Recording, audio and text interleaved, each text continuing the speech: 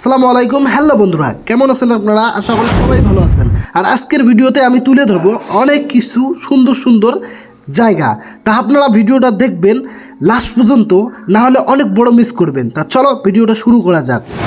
তা আমি যেই জায়গাটাতে যাব, ফার্স্ট যাত্রাতে টিকিট কাটতে লাগে। আর আমি আমার ভাই একটাকে পাঠিয়ে দিয়েছি টিকিট কাটার জন্য। ও গেছে টিকিট আনতে, কারণ টিকিট না কাটলে ওখানে এন্ট্রি করা যায় না বা ঢোকানো যায় না। আর ফাইনালি ভাইজান টিকিট কেটে নিয়ে আসলো। একটা করে টিকিটের দাম মাত্র 60 টাকা করে পড়ে। ফাইনালি গাইস, আমি ভিতরে প্রবেশ করলাম। এখন আমি পার্কের ভিতরে আছি, কিন্তু পার্কের আমি নাম বলবো না, ঠিক আছে? আমার সাথে আসছে আমার বন্ধুরা, দেখতে পারতেছেন। অনেক সুন্দর জায়গা গাইস। এই জায়গাটাতে যদি আপনারা না আসেন, কখনো যদি আসেন নাই, অনেক বড় মিস করবেন। এই জায়গাটাতে আসলে আপনাদেরকে অনেক ভালো লাগবে। তার সঙ্গে গাইস, আমি টিকিট কাটার পর ওখানে মানে অনেক ভিড় জমেছিল, তাই একটু লেট হয়ে গেল। আর গাইস, জায়গাটার বিষয়ে যদি আমি বলি গাইস, রাত দিন ফুরিয়ে যাবে, তাও জায়গাটার বিষয়ে আমি সুনাম মানে ফুরাতে পারবো না। কারণ গাইস, এখানে অনেক মানুষ ঘুরতে আসে, অনেক জায়গা বিভিন্ন জায়গা থেকে আসে, কিন্তু আমাদের এলাকার লোক আসতে পারে না। কেন জানেন? কারণ ওরা চায় যে আমি ফাঁকে চাই, কিন্তু বাড়ির কাছেই যে এত সুন্দর সুন্দর জায়গা আছে, কিন্তু ওরা জানে না, ঠিক আছে? কিন্তু ফাঁকের মানুষ জানে যে কোন জায়গায় কি আছে। আমার আসামে যে এত সুন্দর সুন্দর দৃশ্য দেখতে পারবো, আমি কখনো ভাবতে পারি। আর গাইজ, ব্রহ্মপুত্র মাঝখানে দেখো একটা টাওয়ারের মতো দেখা যাচ্ছে, কিন্তু ওটা টাওয়ার না, ঠিক আছে? ওখানে লিফট লাগানো হয়েছে। দেখো তারের মতো দেখা যাচ্ছে। এই নদীর এই পার থেকে ওই পারে লিফট দিয়ে চলাচল করতেছে। আর ওই লিফটে যদি চড়তে যান, 300 টাকা করে টিকিট নেবে। মানে এই পার থেকে ওই পার লিফট দিয়ে যাইতেও পারবেন, আসতেও পারবেন। আর আমি দেখো গাইস, এখানে আসি বাচ্চাদের খেলনার জাতীয় বস্তুর এখানে। তা আপনারা দেখতে পারতেছেন।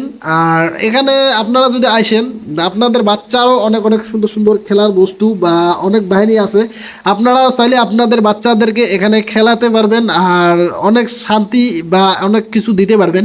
তা যাই হোক, আপনি যদি চান আপনার প্রিয়জনকে নিয়ে আসতে বা আপনার ফ্যামিলিকে নিয়ে আসতে, তাও ঘোরাফেরা করতে পারবেন। যাই হোক, এখানে আসলে মনটা অনেক ভালো হয়ে যায়। আর যদি বাস্তবে তুমি যদি ভাই সিঙ্গেল চ্যাংড়া হও, তাহলে একটু কষ্ট হবে, কারণ এখানে সিঙ্গেল আসলে মানে অনেক কষ্ট হয় মনের ভিতরে। কিন্তু বাট আমি সিঙ্গেল থাকলেও কোনো অসুবিধা নেই, কারণ যেহেতু আমি ভিডিও করার জন্য আসছি, আমি ওগুলো দেখার জন্য না। আর তোমরা চাইলে কিন্তু যদি আপনার প্রিয়জন আছে, তাহলে গাছের পার্ক টার্ক অনেক কিছু আছে, আর বলবো না, থাক। তা বস, আরেকটা ভিউ দেখেন। এখানে যদি আমি দেখাই গাইস, এখানের কথা আর কি বলবো, লাক্সারিয়ান ভিউ দেখতে পারতেছেন। আমার ইউটিউবার ভাই আমার সামনে দেখতে পারতেছেন একটা।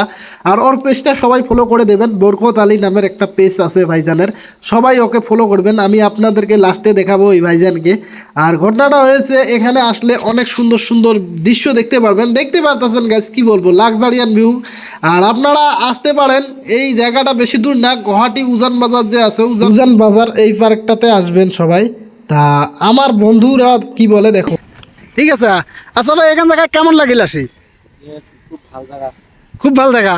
যা এখনো আসি, কেমন মানে ভিউটা কেমন লাগিল তোমার সবাইকে? সুন্দর ভিউ, ধুনিয়া ভাই, ধুনিয়া। বাজার। আর এই ভাইগুনা যে দেওয়া লাগছেন, এই ভাইগুনা ক্যামেরার মানে খালি ব্যাক সাইড নিয়ে আসবেন, তাহলে মজার আছে। আর কি না ভাই, মজার নাই। আরেকবার কত ভাই? ঘটনাটা যে ভাই গাইস, এই ভাইটা যে দেওয়া লাগছেন, বুঝছেন?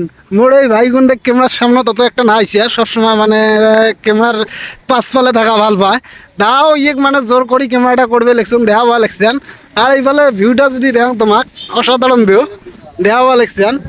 কিন্তু এই ভাইটা মুই ক্যামেরার সামনে আনবেন না পান, কিন্তু আজকে বহুত কোশিশের পর আজকে ক্যামেরার সামনে নিয়ে আসলাম। আর তোমরা তো জানেন মুই ক্যামেরার সামনে এনি টাইম অ্যাক্টিভ থাকুন। আর গাইস, আমার পেজটাতে যদি নতুন হয়ে থাকেন, অবশ্যই like, share, comment and follow করে রাখবেন আমার নতুন ভিডিও দেখার জন্য।